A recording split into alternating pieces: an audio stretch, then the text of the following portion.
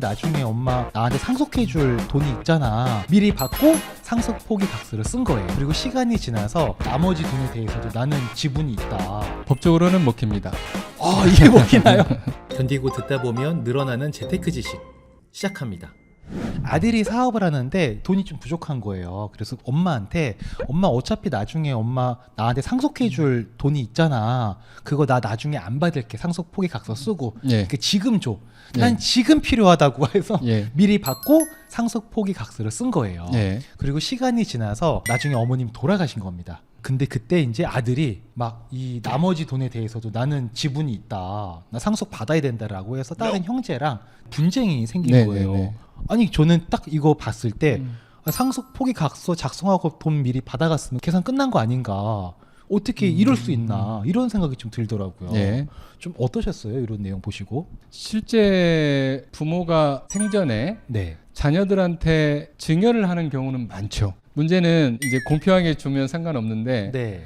특별하게 뭐 장남이라거나 못 사는 자식이 있거나 차등을 둬서 네. 이걸 생전 증여라고 하는데 네. 생전 증여를 했을 때 나중에 돌아가셨을 때는 상속인들과 자녀들 간에 분란이 있을 수 있죠.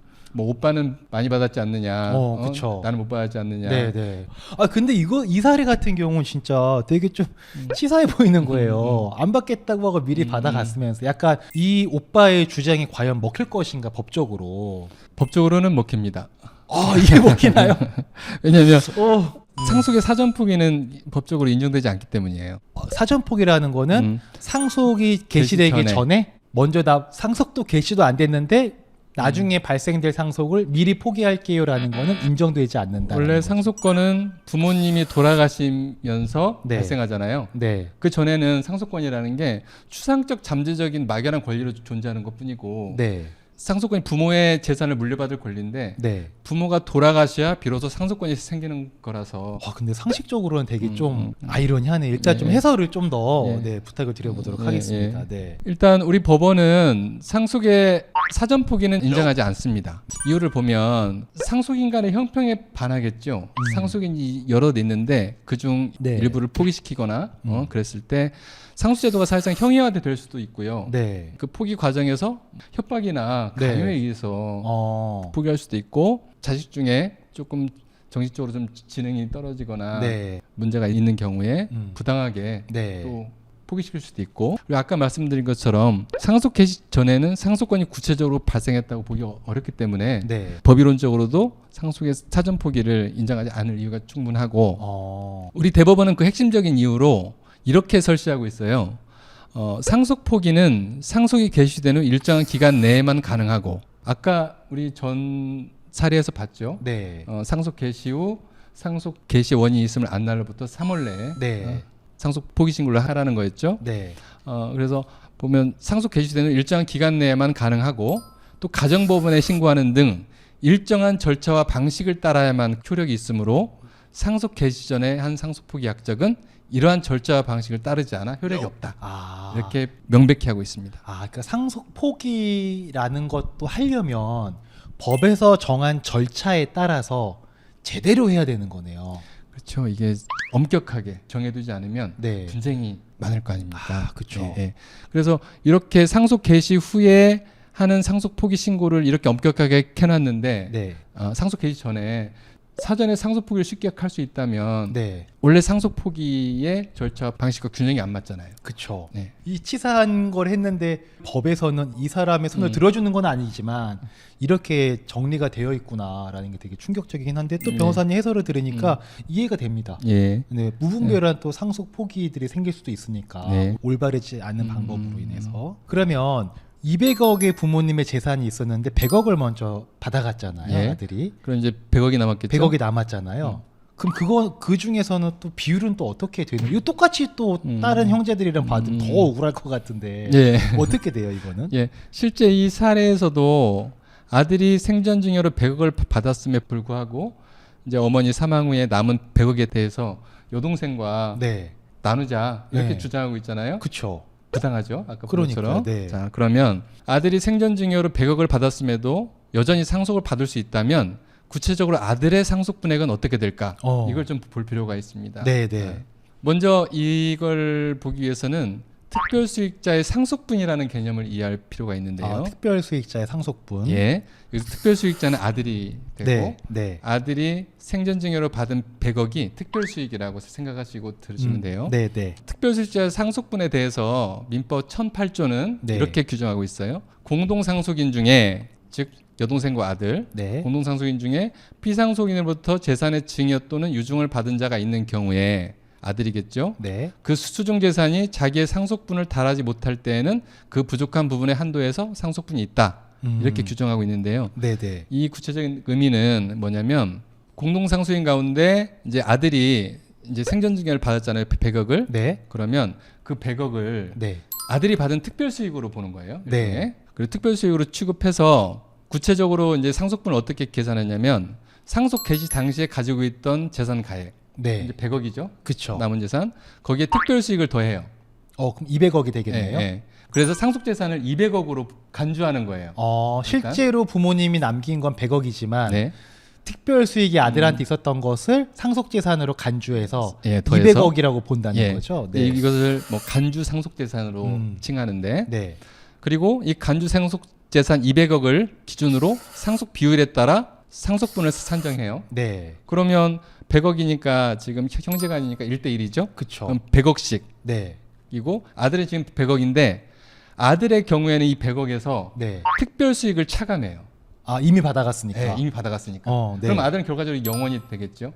그쵸. 그리고 딸은 100억. 될 거고. 네. 그리고 특별 수익자의 상속분은 이렇게 계산한다고 보시면 돼요.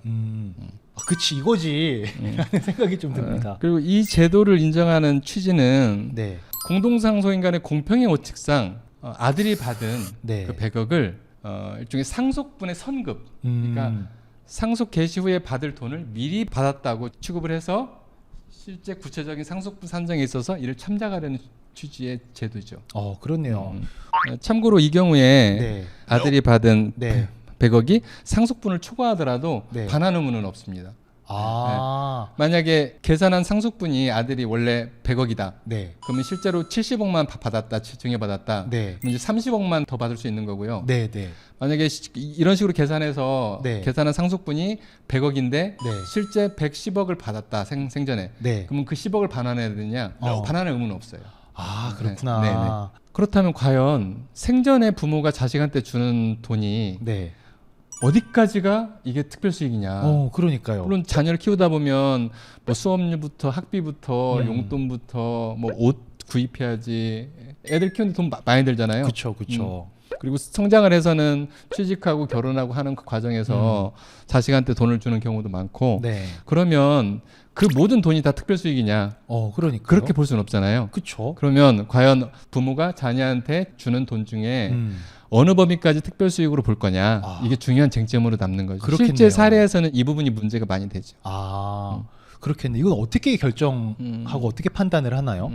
그 생전증여가 특별 수익에 해당하는지 여부에 대한 판단 방법에 대해서 대법원이 그 기준을 일흥의 기준을 판시하고 있는데요. 그 한번 읽어보면 네.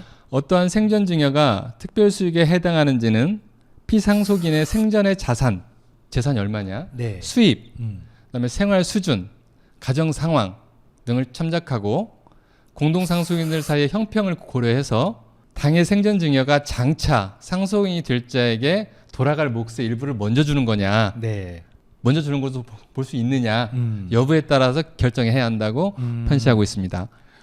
그러니까 이거를 여러 가지 사항을 종합적으로 봐서 네. 법원에서 이게 판단을 해주는 거네요. 예. 그러니까 흔히 말해서 근데 약간 이런 건 있는 거죠. 상식적으로도 이거는 그냥 자식 키우면서 줄 만한 돈이지라는 게 있고, 네. 야 이거는 좀 갔는데 이렇게 생각하는 게 있잖아. 예를 들어서 뭐 집 살 때는 돈 1, 2천만 원 보태주는 거 이 정도 그냥 뭐 줄 수 있고, 근데 사업한다고 막 10억을 가져가.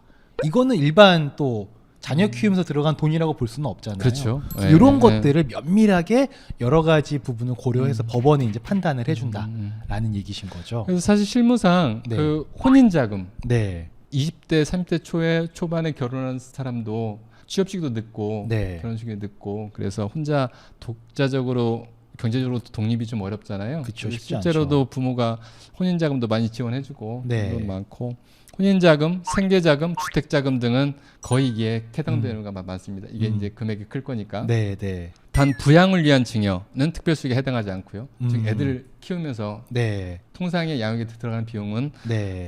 포함하지 않고요. 음. 그리고 이제 무엇보다도 사람 간에는 생활 수준이나 자산의 차이가 크잖아요. 네. 1,000억을 가진 사람도 있고 재산이 1억인 사람도 있고 그렇죠. 그래서 일률적으로 뭐 그 금액의 액수로만은 판단할 수 없고 네. 금액 그 상속재산이 1억인데 그 중에 몇 천만 원 준 거 클 수도 있고 네. 근데 재산이 1,000억인데 그 중에 뭐 1,000만 원 뭐 그렇죠.